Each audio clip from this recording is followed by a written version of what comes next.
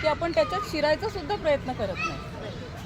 आणि अभिज्ञान शाकुंतलम हे ते पहिलं नाटक आहे जे आता मंदारनी सांगितलं ना की ते अक्षरशः नाचले, मतलब तुम्ही की मंदारनी सांगितलं ते ह्याचसाठी की ॲरिस्टॉटलसाठी जे बोललं जातं की त्याच्यामुळे एक प्लॉट मिळाला आहे.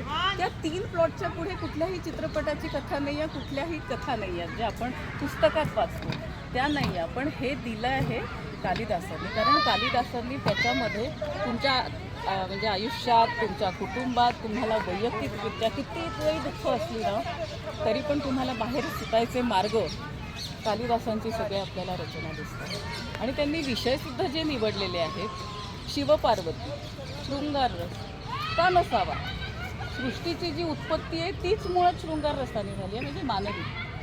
त्यामुळे वेदांमध्ये सुद्धा आहार, निद्रा, भय आणि मैथून ह्या बेसिक इन्स्टिंक्ट आहे, नॅचरल इन्स्टिंक्ट आहे मानवाचे, प्रत्येक प्राण्याचे. आपल्याला बुद्धीचं आणि स्मृतींचं वरदान आहे, त्यामुळे आपण उलट त्याचा चांगला सकस उपयोग करावा अशी सगळ्यांचीच इच्छा असते. सगळ्यांना एक खूप सुंदर, एक आदर्शवादी, उत्तम चालणाऱ्या जगाची अपेक्षा आहे. पण असे जेव्हा ग्रंथ आपल्याला वाचायला मिळतात तेव्हा आपल्याला नक्की लक्षात येतं की ह्यातल्या अर्ध्या गोष्टी आपल्याला माहिती नाही. सणवार, व्रतवैकल्य यांना आपण सध्या कर्मकांड म्हणतो, पण हरळीपासून तर केवढ्यापर्यंत प्रत्येक गोष्ट जतन करायला आपल्याला हे सणवार कामी पडतात, किंवा आपल्याला तशी बुद्धी देतात, किंवा आपल्याला तसं मोटिवेशन देतात की तुम्हाला वर्षभर, आता आमच्याकडे गौरी गणपती तुमच्या प्रत्येकाकडे असतील तर आपण हरळी शोधणार, म्हणजे मग ती लावणार, म्हणजे मग ती एक स्पिशी आपण जिवंत ठेवतो आहे. तर कर्मकांड गुंतवण्यासाठी नाही आहे, खूप आनंद आहे. तुम्ही हिरवळीकडे गेलात की तुम्हाला आनंद होईल. डोळे, आपल्याला चष्मा आहे सगळ्यांना, कारण आपण हिरवळ कमी पाहतो.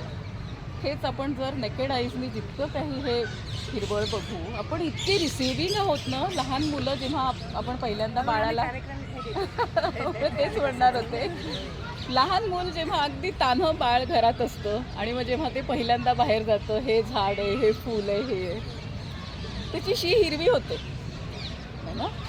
तर इतके रिसिव्हिंग आहोत, आपण इतके कनेक्टेड आहोत. 84 लक्ष योनींशी माणूस कनेक्टेड आहे आणि आपण त्याच्या सोडून बंद काचेच्या ह्याच्यात राहतो आहे. तर आपल्याला कालिदास कसा समजला, म्हणजे तो वनात जो गेला त्याला कुठलं ज्ञान हवं होतं खरं तर त्यालाही माहिती नसेल कदाचित, पण निसर्ग इतका ओतप्रोत आहे की त्याला जे काही दिलेलं आहे, जो त्याचा प्रवास अगदी अलंकापुरी, म्हणजे मला वाटतं कुबेराची राजधानी किंवा कुबेराची नगरी म्हणून, तर अगदी खरं आहे. तेव्हा कदाचित असं सुवर्ण किंवा किती कुठल्या प्रकारे म्हणजे ज्या प्रेशियस वस्तू असतील किंवा मेटल असेल ते किती होतील माहिती नाही, पण त्याच हिमालयात संजीवनी बुटी होती. तर तिथपर्यंत जाण्याचा मार्ग कदाचित कालिदासांनी दाखवला असेल किंवा पुन्हा तो काढला असेल, कारण रामायणात त्याचे संदर्भ आहेत आणि हे संदर्भ सगळे खरे आहेत.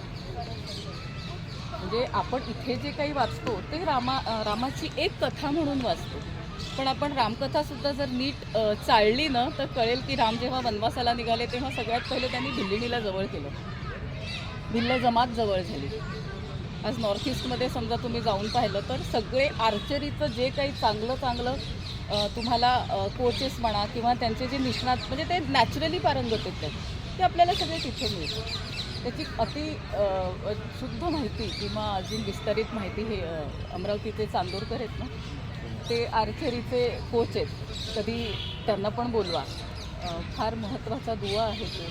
त्याच्यानंतर केवट होते, केवटाला त्यांनी जवळ केलं की कुठे पण आम्हाला दूर जायची गरज पडली, आम्हाला पुढे जायची गरज पडली तर अशा म्हणजे अशा एरियातून ते प्रवास करत होते की जिथे त्यांना माहिती नव्हतं ना की मी कुठे जातो आहे, कारण त्यांनी शिक्षण दुसरीकडे घेतलं असेल. अशा ठिकाणी वाटाड्या फार कामाचा असतो. त्यांनी केवटाला सोबत घेतलं, म्हणजे त्यांनी संगत कोणाची केली, आदिवासींची, ज्यांना म्हणजे जंगलाची, तिथल्या जनरीतीची, रीतीभातींची, सगळ्या गोष्टींची त्यांना माहिती होती. पुढे बाली सुग्रीवाले, त्याच्यानंतर मध्ये जटायू झाले, म्हणजे सगळे त्यांनी कोणाला सोडलं नाही ह्यासाठी की हे मैत्र फार जरुरी असते.